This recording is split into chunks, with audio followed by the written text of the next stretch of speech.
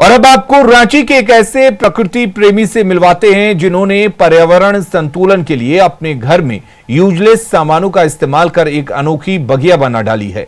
इस बगिया में करीब 100 से ज्यादा पौधे लगाए गए हैं।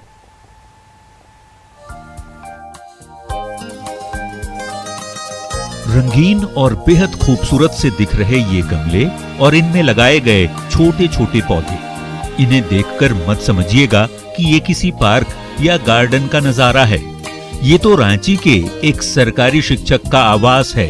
जी, हरमू इलाके का ये घर है मनोज रंजन का, जो शिक्षा का अलख जगाने के साथ ही लोगों को प्रकृति से जुड़ने का गुर भी सिखा रहे हैं। तभी तो इन्होंने अपने घर के बाहर छोटी सी बगिया बना डाली है। यहाँ 100 से ज्यादा तरह के पौधे लगाए गए हैं, लेकिन इसकी सबसे बड़ी खासियत है इसे बनाने में इस्तेमाल किए गए सामान। हम आप जिन सामानों को यूजलेस बताकर अमूमन फेंक दिया करते हैं, उन्हीं सामानों को गमले की शक्ल दी गई है। इनमें नारियल, टूटी हुई बाल्टी, टूटे हुए डब्बे, टूटी हुई बोतलें, टूटी हुई चाय की कप, हेलमेट सब नजर आएंगे। ये सोच आज के बहुत सारे जगहों में घूमते हैं, पार्क में या मीडिया में कुछ देखते हैं, तो वो सब देखकर ये दिमाग में आया और मुझे ये आया कि किस तरह हम जो बेकार चीज़ पड़ी हुई है उसको यूज कर अपने घर को तो सजाएं ही, साथ ही हम पर्यावरण को भी सुंदर बनाएं। पेशे से सरकारी शिक्षक मनोज का झुकाव शुरू से ही प्रकृति के प्रति रहा। तभी तो पर्यावरण को संतुलित बनाए रखने के लिए उन्होंने पौधे लगाने और संजोने का काम शुरू किया और फिर घर के कबाड़ के सामानों से अपनी बगिया की खूबसूरती में चार चांद लगा दिया। कबाड़ से तैयार इस बगिया में रंगों की भी अपनी एक अलग ही दुनिया है, क्योंकि आपको यहाँ नृत्य करती युवतियों की कलाकृति मिलेगी तो शेर के मूंछों का आकर्षण भी देखने को मिलेगा। इस छोटी सी बगिया को रंगीन करने में मनोज की बेटियों का भी खास योगदान है। मैंने इसमें बहुत सारे कलर किया है। पहले मैंने एक उगता हुआ सूरज बनाया है, उसके बाद मैंने 2 लड़कियां जो डांस करते हुए और एक बाजा बजाते हुए मैंने बनाया। उसके बाद मैंने एक फ्लावर बनाया है जो बहुत सुंदर लग रहा है। उसके बाद मैंने एक शेर बनाया है जिसके पास मूंछ है, और फिर मैंने इसको कैसे किया कलर कि मेरे पापा जो फ्लावर बनाते हैं, मतलब जो अच्छे से करते हैं, वो सुंदर लगे और हम लोग का यहाँ नाम हो। मनोज रंजन की बगिया भले ही छोटी है, पर यहाँ से गुजरने वाले राहगीर की आंखें इस पर टिक जाती हैं, क्योंकि ये बगिया है ही इतनी खूबसूरत। प्रकृति को संतुलित बनाए रखने की ये छोटी सी कोशिश जरूर है, लेकिन समाज को बड़ा संदेश भी दे रही है, क्योंकि कंक्रीट में तब्दील होते समाज में हरियाली लाने की जवाबदेही भी हम सबकी है। न्यूज़ 18 के लिए रांची से अविनाश कुमार की रिपोर्ट। जम्मू कश्मीर के श्रीनगर में एशिया के सबसे बड़े ट्यूलिप गार्डन में ट्यूलिप महोत्सव की शुरुआत हो गई है, जिसमें पर्यटक रंग बिरंगे ट्यूलिप के फूलों के साथ कश्मीर की संस्कृति, खान पान और लोक संगीत से रूबरू हो रहे हैं।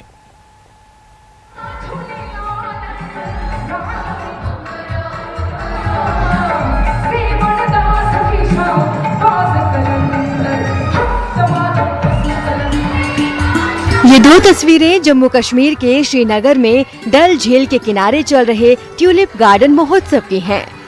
पहली तस्वीर में रंग बिरंगे ट्यूलिप के फूल हैं, तो दूसरी तस्वीर में कश्मीरी संगीत पर आधारित रंगारंग कार्यक्रम है।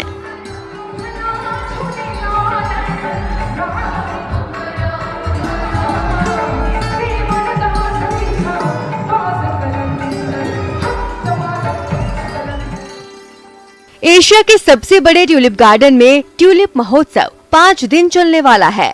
उपराज्यपाल मनोज सिन्हा और केरल के राज्यपाल आरिफ मोहम्मद खान ने शनिवार को इस महोत्सव का उद्घाटन किया। कि यहाँ पर एक ही रंग के लाले होते, क्या ये एकदम खूबसूरत लगता? मुमकिन नहीं। खूबसूरती कुदरत का कानून है। आदरणीय नरेंद्र मोदी जी ने सभी देशवासियों का आह्वान किया था कि जब भी मौका मिले जम्मू कश्मीर जरूर जाएं। ट्यूलिप फेस्टिवल के साथ जम्मू कश्मीर के लोगों के आतिथ्य का भी आनंद लें। मुझे बताया गया है कि रिकॉर्ड संख्या में लोग आ रहे हैं और जम्मू कश्मीर पर्यटन के लिए ये वर्ष मैं कहूँ ये काफी अच्छा रहा।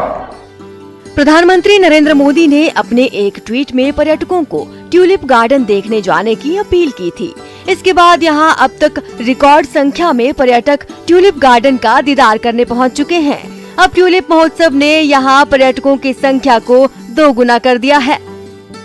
Bring about a sense of normalcy, they promote tourism, and it also brings about a sense of community. सब साथ मिलके enjoy करें, celebrate करें. So I think this sort of initiative is very welcome. बहुत ही अच्छा लग रहा है यहाँ आके, एक रिलैक्स जिसे कहते हैं ना, रूह एक ताज़ा हो गई यहाँ आके, ऐसे वापस वो चीज़ देखने के लिए जिसके लिए हर एक तड़पता है कि कश्मीर आए, ट्यूलिप गार्डन देख ले और हर किसी से मिले। यहाँ जबरवान पहाड़ियों के बीच 35 हेक्टेयर में फैले ट्यूलिप गार्डन में इस बार 62 किस्म के करीब 15 लाख ट्यूलिप लगाए गए हैं। साथ ही 7 अप्रैल तक ट्यूलिप महोत्सव के दौरान कई रंगारंग कार्यक्रमों और प्रतियोगिताओं का आयोजन भी किया जा रहा है। यहाँ आने वाले पर्यटकों के लिए कश्मीरी व्यंजनों के स्टॉल्स भी लगाए गए हैं, जिससे महोत्सव की शोभा और बढ़ गई है। Bureau report, news 18 network.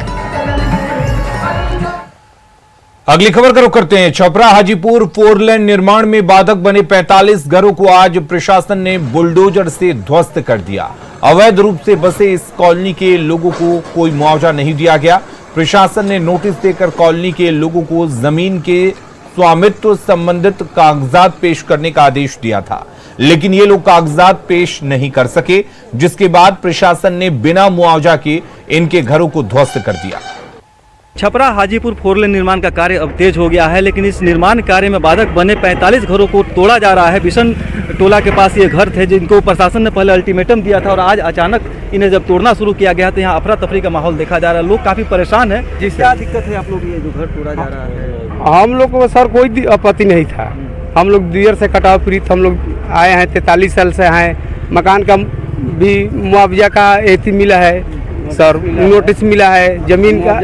तब जी दिखाने को तो आपको समय दिया गया था, लेकिन आप लोग सर नहीं दिखा सके जैसे जी सर जी, हमारे लोग के पास कागज उपलब्ध था सर, वो हम लोग दिखाए, राशन कार्ड, बिजली बिल, यहाँ का कोई कागज नहीं सर, हम लोग के पास जमीन का जी सर। हाँ, कटाव पीड़ित जाएंगे। अब वही खेत में हम लोग रखे हैं सर, सब सामान की व्यवस्था की है कि नहीं? जी नहीं सर, तो सामने हम लोग खड़े हैं। अब डीएम साहब की मर्जी है, जो आतंकवादी कर दे, आतंकवादी कर दे, जो भी कुछ भी कर सकते, उनका मन की मर्जी, हम लोग तो कुछ कर नहीं सकते हैं। 43-45 वर्ष से यहाँ पे लोग रह रहा है। जब उस समय जब आया गया, जब प्लानिंग रखा गया, जब निर्माण किया गया, बिल्डिंग बनाना चालू हुआ, कोई भी घर बनाना चालू किया गया, उसी समय अल्टरनेटिव इनको रोका जाता है कि नहीं, आप लोग को अल्टरनेटिव खाली बसाया गया है, आप लोग दूसरा व्यवस्था कर लीजिए, नहीं तो यहाँ पे बसाना, बिल्डिंग बनाना आपके लिए हानिकारक हो सकती है आगे चल के। लेकिन उन्होंने उस समय तो रोका नहीं, प्लानिंग था उस समय रोका नहीं। उस समय सीओ साहब ने बसा दिया, सब कुछ कर दिया। यहाँ पे बिजली बिल, राशन कार्ड, यहाँ तक कि मकान संख्या सब कुछ अल्टरनेट कर दिया गया। तो अब लोगों ने सोचा कि कोई आगे चल कर आपत्ति नहीं होगी हम लोग की, इसीलिए लोगों ने अपना सड़क पर गया। हाँ, आ गया। आने के बाद जैसे डीएम साहब ने कहा कि अब बोला कि नहीं अतिक्रमण हो गया, उसी समय अतिक्रमण नहीं बताया लोग। अगर बताया रहता तो आज ऐसे मुसीबत हम लोग को नहीं आती। गाँव रह के बहुत सारे कम से 45-46 घर हैं, लोग पूरा एकदम अस्त व्यस्त हो गया, लोग बहुत ज्यादा का नुकसान हुआ है। प्रशासन लगातार इस ऑब्स्टेकल को दूर करने की कोशिश कर रही थी। कई बार इन लोगों को नोटिस भी दिया गया था, प्रशासन ने पर्याप्त समय दिया। जैसे कि प्रशासन के लोगों का कहना, हालांकि कैमरे पर आने के लिए प्रशासन का कोई अधिकारी अभी तैयार नहीं है, लेकिन प्रशासन जो दावा कर रहा है कि इन लोगों को पर्याप्त समय दिया गया था ताकि ये लोग कागज दिखा सके, इस जमीन का स्वामित्व स्थापित कर सके, लेकिन ये लोग विफल रहे, जिसका प्रशासन नोटिस दिया और आज ये तोड़फोड़ की कार्रवाई शुरू हुई है। 45 घरों को आज ध्वस्त किया जा रहा है। संतोष गुप्ता, न्यूज़ 18 छपरा। खबरें लगातार जारी रहेंगी, बने रहिए न्यूज़ 18 बिहार झारखंड के साथ।